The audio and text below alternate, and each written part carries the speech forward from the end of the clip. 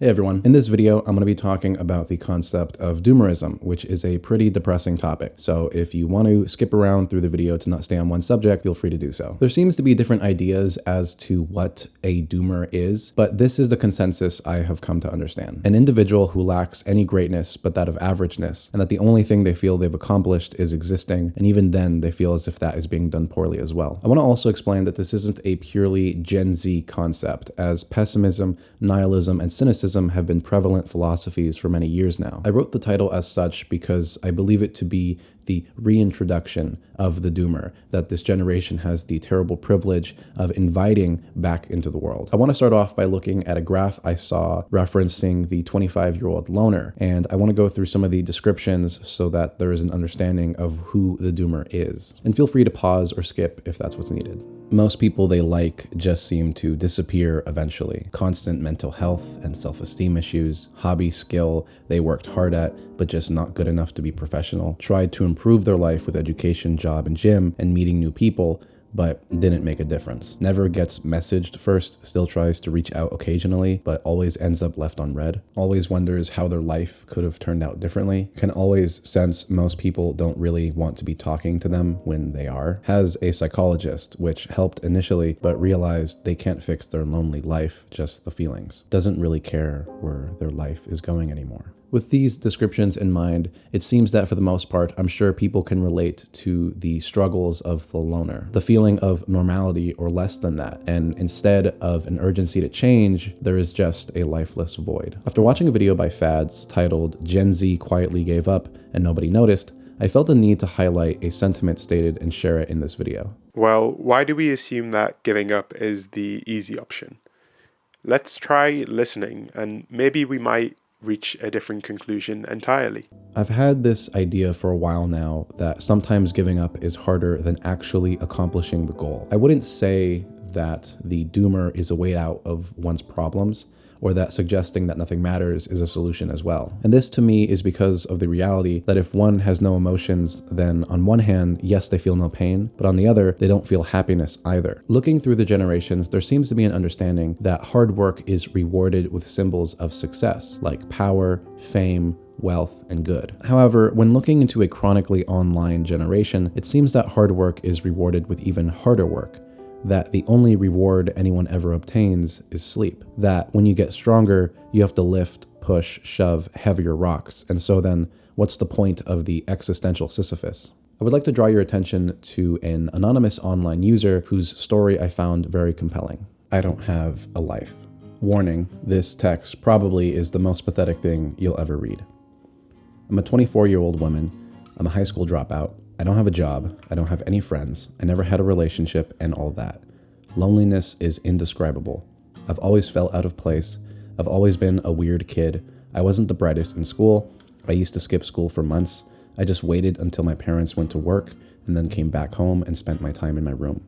I basically wasted all my life being isolated, stuck inside my room due to my depression and severe social anxiety, and I was just indifferent about my future.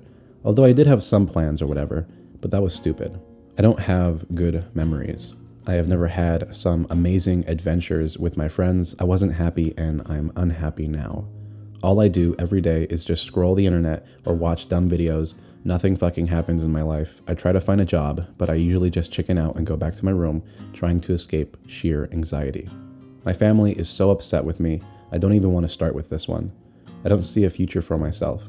I did go to a therapist. She gave me antidepressants and told me to find a job, but I'm still rotting in my room. I don't know what's fucking wrong with me. It's not a life. I feel so hopeless and defeated. I don't think I'll ever catch up on life. And the most painful thing is that I'm actually a fun person and there are things I'd love to do. I want to see places. I want to travel. I want to have a healthy social life. I want to have a life, but I simply can't do even a small step. You know, every time I read this, I am reminded that this is a person who wants to be happy. If someone is asking for help, or at least implying it, just saying things to them isn't enough. You have to be there for them, be the friend they don't realize that they need. A much more productive thing for people to do is to socialize. And not that this woman hasn't tried, I'm sure she has, but that people try to socialize with her. I feel that the reason why people don't talk to other people is because they haven't interacted with someone who has their interest in mind and who actively shows to be attentive to engage with them. Why does this world have to be so isolated? Why does it have to be so isolating? Just because people want to improve doesn't mean they have to do so alone. That is the exception to the rule if someone improves by themselves. Have some self-awareness and go talk to people so that they know they exist and so that they are aware that they're not the bane of existence. There was another online user I found who had this to say. Do you still say reading is one of your favorite activities/hobbies? Even though you haven't actually read in months, but you used to read like a book a day when you were younger, so much so that it became a personality trait, and now you for some reason cannot for the life of you make yourself read, but you're still emotionally attached to that part of you, and hope by speaking it into existence, you'll someday rediscover the happy version of yourself. Or are you normal?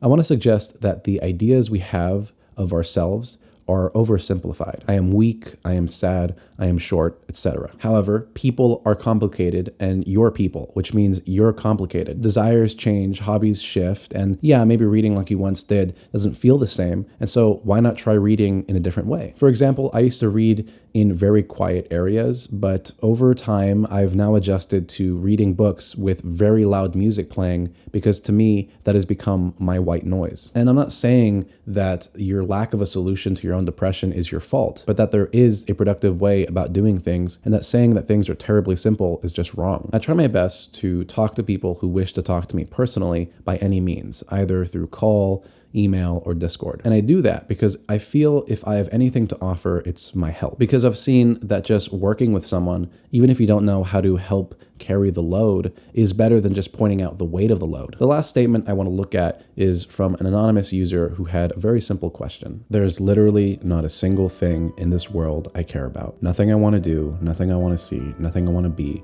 No real goals to speak of. The only real reason I get out of bed and move is out of habit. The only reason I don't fall over and die right now is because I don't want to make a scene.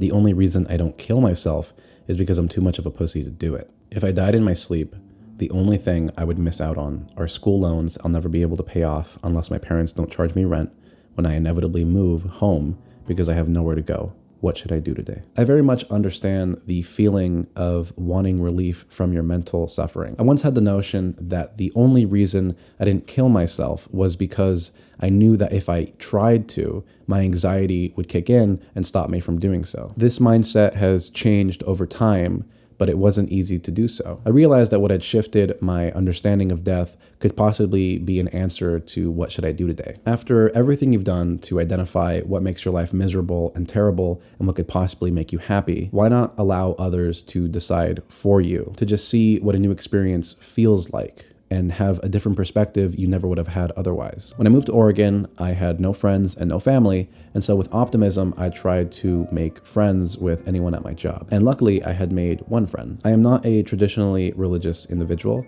but my friend is. And so every Sunday when they would go to church, to understand a new experience, a new perspective, I would accompany them and just sit, be, and listen. What I have learned from that experience is that my perspective on death was wrong, that I had previously made every decision on the notion that one day I'm going to die and I don't want to hold regrets. However, after going through this new experience, I realized that my decision-making no longer comes from my understanding that one day I'm going to die, but the fact that today I'm alive, that I am more than just present, I am alive. The doomer mentality doesn't have to be someone's final reality. I believe it to be only part of this journey of self-improvement. I think it's important to feel what you feel, and if you feel terrible, then to acknowledge those feelings and attempt to rectify your happiness. I'm not someone who is attempting to suggest that there is a simple solution or that there is a right way to go about living. I am just aware that everyone has an impact, and how you wish to impact yourself and others is something we have the ability to control, and therefore should at least attempt to do the proactive thing and be good. I'm sorry if this video seems to have gone into a ramble.